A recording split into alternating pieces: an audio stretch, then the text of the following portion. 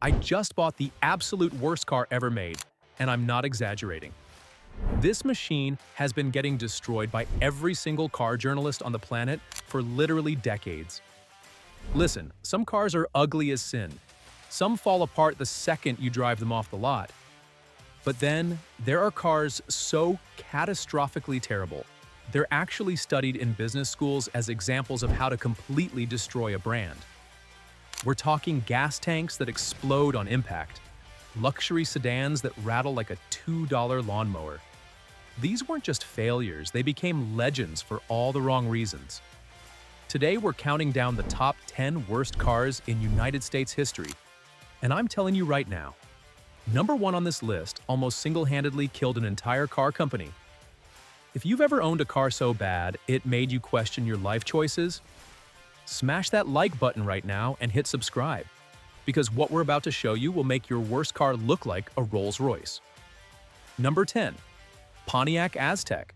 The Pontiac Aztek was supposed to be the revolutionary crossover saving Pontiac from extinction. Instead, it became the poster vehicle for catastrophic design choices. On paper, General Motors thought they'd struck gold.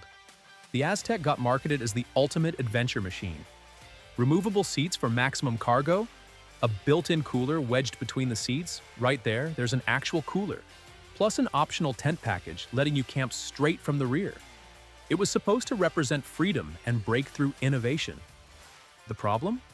This thing was absolutely repulsive. With its aggressive slanted nose, awkward body proportions, and plastic cladding looking like discount armor plates, it got universally roasted as one of the ugliest automobiles ever manufactured. Critics destroyed it completely. Customers avoided it like a disease. During its launch year, General Motors predicted 75,000 sales. They barely moved 27,000 units. By the time production ended in 2005, annual sales had collapsed to just 5,000 vehicles. An absolute embarrassment for a brand already circling the drain. Ironically, the Aztek eventually gained weird cult status thanks to Breaking Bad, where Walter White drove one representing his miserable suburban father existence. But let's be honest, no amount of television fame could erase the fact this car helped push Pontiac toward complete extinction. Number 9. Chevrolet Vega. The Chevrolet Vega launched with massive expectations. It was General Motors' response to the invasion of fuel-efficient imports like the Toyota Corolla and Datsun 510. Sleek styling, affordable pricing, and American-made pride were supposed to make it dominate. Initially it worked. The Vega sold like crazy during its first couple years. Then, reality crashed down hard. Owners rapidly discovered the Vega's aluminum engine had a wonderful tendency to overheat, seize completely, and consume oil, faster than you could refill it. Making everything worse, the body panels rusted if you merely looked at them wrong. Some vehicles were literally corroding inside dealerships before customers drove them away. By 1975, the Vega's reputation had completely imploded. What started as Motor Trend's Car of the Year in 1971 became every mechanic's favorite punchline just a few years later. One critic famously said the Vega was engineered to last 100,000 miles, but only if you towed it the entire distance. The Vega's catastrophic failure didn't just damage Chevrolet, it destroyed General Motors' credibility exactly when Japanese manufacturers were proving they could build compact cars that actually survived. For countless people, the Vega wasn't just a terrible car, it was definitive proof that Detroit had completely lost the plot. Number 8. Ford Pinto. The Ford Pinto might look like an innocent little economy car, but underneath that exterior, it carried one of the deadliest reputations in American automotive history. Built to compete with the tsunami of affordable compact imports flooding the 1970s, the Pinto was cheap, lightweight, and straightforward. Unfortunately, it was also a mobile fire hazard on wheels. The issue was the fuel tank placement. Ford's engineers had positioned it directly behind the rear bumper with virtually zero protection. During even minor rear-end collisions, the tank could rupture catastrophically, dumping gasoline and transforming the vehicle into an inferno. Internal documents later exposed that Ford actually calculated paying burn victim lawsuits would cost less than redesigning the tank properly. That ice-cold mathematics became one of the most notorious scandals in corporate American history. Despite the massive controversy, Ford sold over 3 million Pintos during its production run. proving customers cared more about rock-bottom prices than personal safety. But the reputation damage to Ford was absolutely devastating. The Pinto became a permanent case study in business ethics and remains used in law schools today as the textbook example of profits over human lives. Number 7. Cadillac Cimarron. The Cadillac Cimarron proves that even prestigious luxury brands can commit colossal, catastrophic mistakes. During the early 1980s, Cadillac panicked completely. Younger buyers were gravitating towards sporty European sedans like BMWs and Audis, and General Motors desperately wanted that market segment. Their solution? Take a Chevrolet Cavalier, swap the badges, throw in some leather, and sell it for nearly double the original price. The problem? Everyone saw straight through this transparent scam. The Cimarron's pathetic 88-horsepower four-cylinder engine was embarrassingly inadequate compared to legitimate rivals. Reviewers absolutely obliterated it for being slow, noisy, and completely unworthy of wearing the Cadillac badge. Car and Driver famously wrote that General Motors had forgotten what luxury actually means, while Time magazine labeled the Cimarron a cynical marketing exercise. Buyers weren't fooled whatsoever. General Motors projected 75,000 annual sales, but the Cimarron never reached 25,000 in any single year. Over its 6-year production run, fewer than 132,000 units sold, total pitiful numbers for a brand that once represented America's gold standard of luxury. Number 6. Dodge Ram Charger. The Dodge Ram Charger was Chrysler's attempt at challenging the Chevy Blazer and Ford Bronco in the exploding SUV market. On paper, it showed potential: a big V8 engine, aggressive styling, and serious off-road capability. But in actual practice, it was a monster that handled like an intoxicated elephant. The Ram Charger became notorious for its rollover danger, thanks to an extremely high center of gravity and sloppy suspension engineering. Safety testers flagged it as dangerously unstable, and drivers quickly realized sharp turns could send the entire truck tipping sideways. Add in Chrysler's questionable build quality from that era, rust-prone panels, electrical nightmares, and cheap interior materials, and you got a truck that looked intimidating but disintegrated rapidly. Sales never approached its competitors, and the Ram Charger quietly vanished by the early 1990s.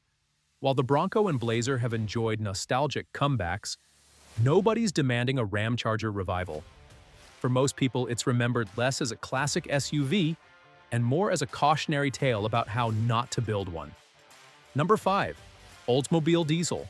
During the late 1970s, America was drowning in a fuel crisis, and General Motors believed they had the perfect answer: a fuel-efficient diesel engine that could drop straight into their sedans. On paper, it seemed logical. In reality, it transformed into one of the biggest engine catastrophes in automotive history. Instead of engineering a proper diesel from scratch, General Motors took a gasoline V8, modified it somewhat, and declared it ready. The outcome was absolutely catastrophic. The engines were severely underpowered, belched disgusting smoke, and had a delightful tendency to self-destruct long before reaching 100,000 miles. Making everything worse, mechanics who weren't trained on diesel technology frequently botched repairs completely, making problems exponentially worse. By the mid-1980s, the Oldsmobile Diesel's reputation was so destroyed that it poisoned the entire American diesel market for literal decades. Buyers who got burned by General Motors' shortcut swore off diesel vehicles permanently, and the stigma lingered long after the engines disappeared. While Europe embraced diesels enthusiastically, in the United States the word became practically a punchline, and General Motors had only themselves to blame. Number 4. Ford Edsel. The Ford Edsel wasn't terrible car, it was a complete, full-scale marketing catastrophe. Launched in 1958, Ford hyped the Edsel as the future of American luxury automobiles. They invested nearly $250 million into its development and marketing campaigns, an absolutely astronomical sum at the time. The vehicle was supposed to bridge the gap between Ford and Mercury, giving middle-class buyers an upgrade option. The reality?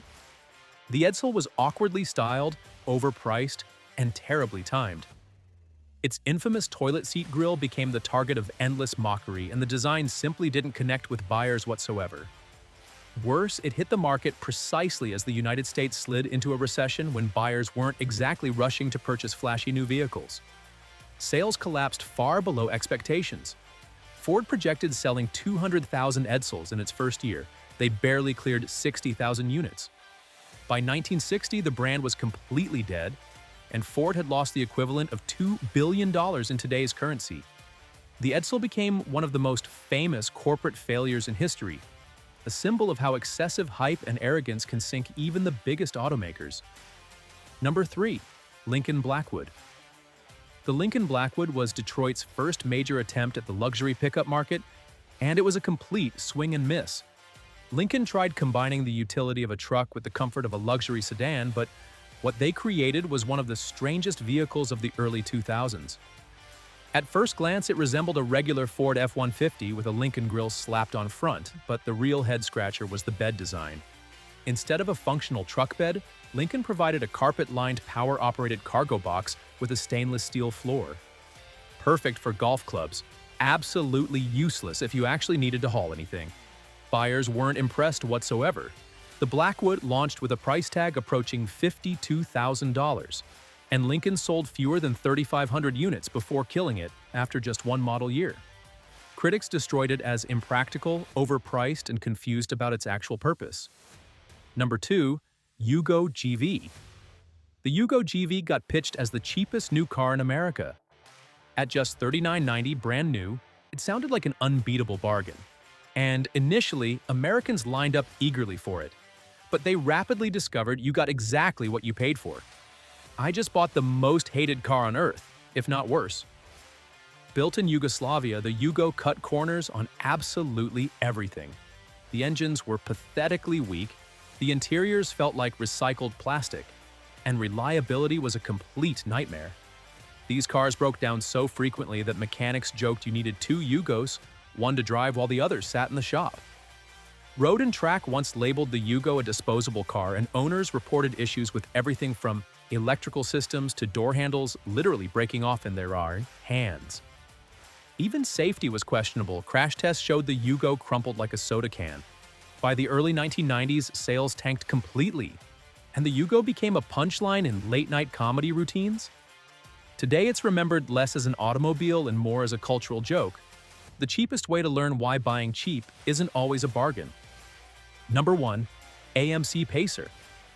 The AMC Pacer was supposed to be revolutionary. AMC marketed it as the car of the future with a wide bubble-like design and excessive glass making it resemble a rolling fishbowl. The goal was standing out from the crowd, and it definitely achieved that. Unfortunately, not in any positive way. The Pacer's bizarre proportions earned instant ridicule. The doors were massive, the rear seats were cramped, and the styling was so peculiar that people didn't know whether to laugh or cringe. Making everything worse, AMC originally planned powering it with a rotary engine, but when that deal collapsed, they stuck in a thirsty inline-six that destroyed its fuel economy. Critics mocked it relentlessly, buyers ignored it completely, and by the early 80s, the Pacer was gone. Instead of being remembered as futuristic, it became a cult oddball, forever immortalized as the goofy car from Wayne's World. And there you have it, 10 automotive disasters America wishes it could forget. If you had to drive one of these nightmares for a year, which would you pick? Drop your answer below. If you enjoyed this, smash that like button and subscribe. We'll catch you next time on Chrome Zone.